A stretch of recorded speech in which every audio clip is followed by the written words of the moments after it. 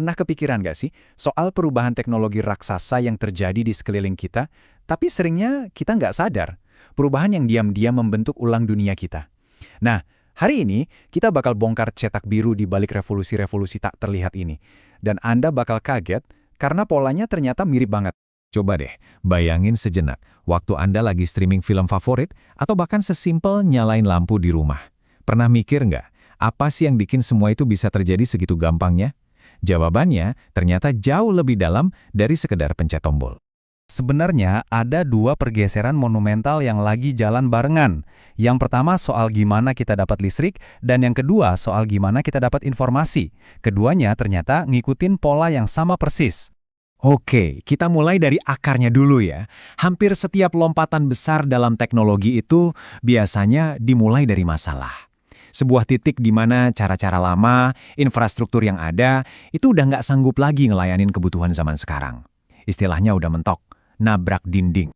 Nah, disinilah konfliknya kelihatan jelas banget. Di satu kubu kita punya teknologi lawas kayak pembangkit listrik tenaga batu bara dan kabel-kabel tembaga. Tapi di kubu lain, dunia modern nuntutnya energi yang bersih dan internet super ngebut. Teknologi lama ini secara fundamental udah nggak bisa ngejar lagi.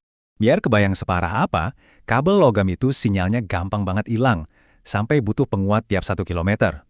Boros kan? Kecepatan internet DSL yang dulu kita anggap dewa, sekarang cuma 2-20 megabit per detik. Ketinggalan banget. Belum lagi ketergantungan sama batu bara bikin jejak karbon kita tinggi banget. Jelas, sistem ini udah nggak bisa dipertahanin. Terus gimana dong solusinya?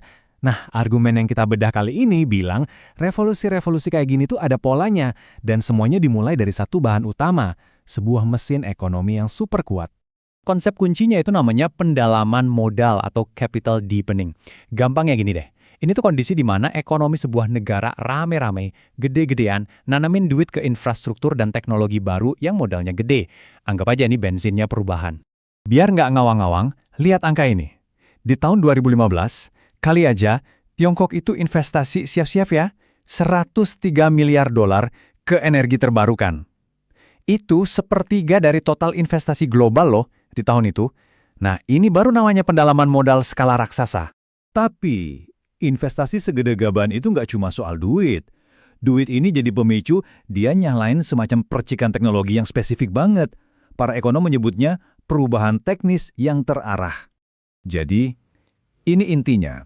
Waktu duit modal lagi banyak-banyaknya, uang itu otomatis bakal lari ke inovasi-inovasi yang bisa manfaatin modal itu buat hasil yang lebih bagus.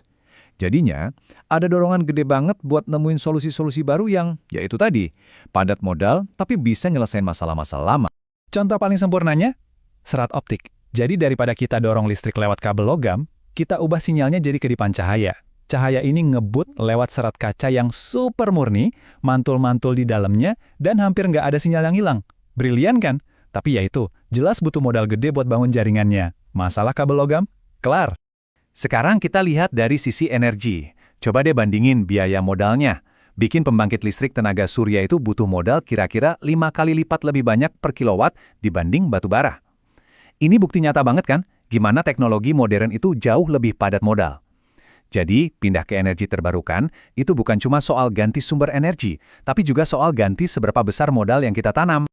Oke, jadi kita udah punya dua resepnya nih, pendalaman modal dan percikan teknologi. Sekarang, ayo kita lihat gimana resep ini benar-benar dimasak di dunia nyata dan mengubah segalanya.